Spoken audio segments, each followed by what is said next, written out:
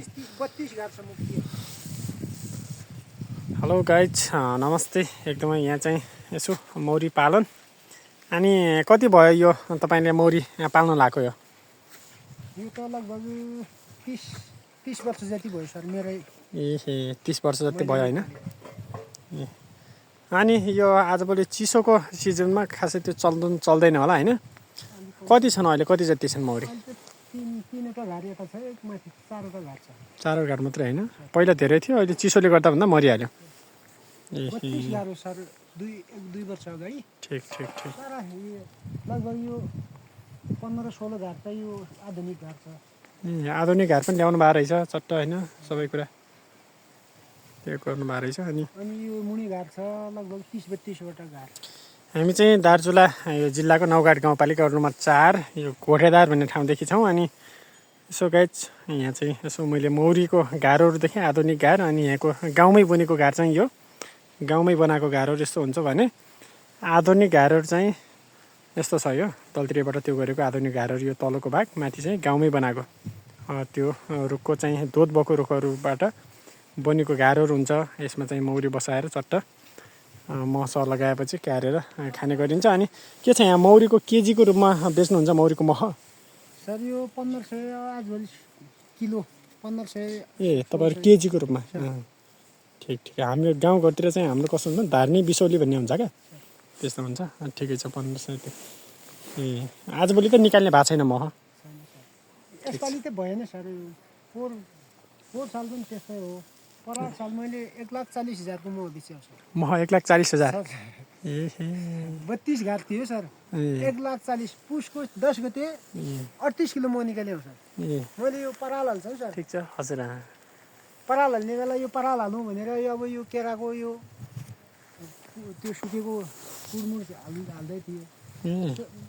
यी घारहरूबाट टन्नै मह भने यार पुसको 10 गते 38 किलो एकै दिन निकाल्यो।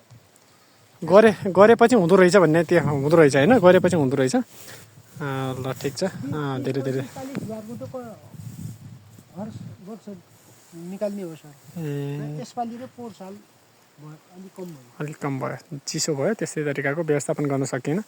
ल ठिक छ, धन्यवाद हजुरलाई। भन्दा पनि सर यो पोली हाउसले हाम्रो भयो क्या। ए आजभोलि पोली हाउस आयो। पोली हाउस नै अब घरबारीमा यताको मौरी उता जान्छ सर, यो बसरतिर जान्छ। त्यहाँ गयो, त्यहाँ पोली हाउसमा बिसादिहाले हुन्छ सर। मरिहाल्छ। अब उता रहन्छ, उताबाट आएर फर्केर घार भित्र मऱ्यो भने घरभित्रको पनि सकियो सर। ठिक भन्नुभयो। त्यो बिसादीले चाहिँ सिद्धिया जस्तो लाग्यो। घरभित्र हेर्दा सब ठिक छ सर। छाउरा छ, मह छ, कुट छ, सबै छ। तर मौरी चाहिँ आज एक फ्रेम घटिया छ भने भोलि दोस्रो फ्रेम, 5-7 दिनमा हेर्दा तेस्रो फ्रेम त्यो घटेर गयो। त्यो 81 त नहुनुपर्ने, त्यही पोली हाउसको कारणले हुनसक्छ सर। ठिक ठिक ठिक। बिसादिहाल्ने भयो। अब यो गायोमा अब किराहरू पर्ने भयो। एकदमै एकदमै हो। सुरायोमा हाले पनि अब मौरी त्यही जाने भयो होइन? रस एकदमै ठिक हो। ठिक छ, धन्यवाद। उहाँको चाहिँ गुनासो यो मौरीहरूमा चाहिँ यो एकदम मौरी पालनबाट एकदमै फाइदा थियो अरे पहिला, 2-4 वर्ष पहिला चाहिँ। अहिले पछिल्लो चरणमा चाहिँ एकदमै मौरी लोप हुँदै गयो र सकिँदै गयो भन्ने कुरा छ। उहाँले चाहिँ राखेको कुरा पनि एकदमै सत्य नै हो जस्तो लाग्यो। विषादीको कारणले गर्दा अनि त्यो मौरीले गर्दा अरू मौरीलाई पनि मारिदिने त्यस्तो टाइपको हुँदो रहेछ। अनि पहिला राम्रो हुन्थ्यो अरे, अहिले चाहिँ त्यस्तो छैन रहेछ। 5-7वटा घारहरू रहेछ। अनि चट्ट मैले भिडियो गराएँ। सबैले चाहिँ लाइक, कमेन्ट र सेयर गर्नु होला गाइज।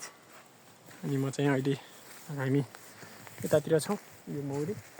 अनि मौरीको घार चाहिँ यसरी चल्छ चट्ट, यसरी मौरी बाहिर भित्र यसरी गर्छ है। भिडियो कस्तो लाग्छ त्यस्तै सल्लाह सुझाव प्रतिक्रिया दिनु होला। हस् त, धन्यवाद।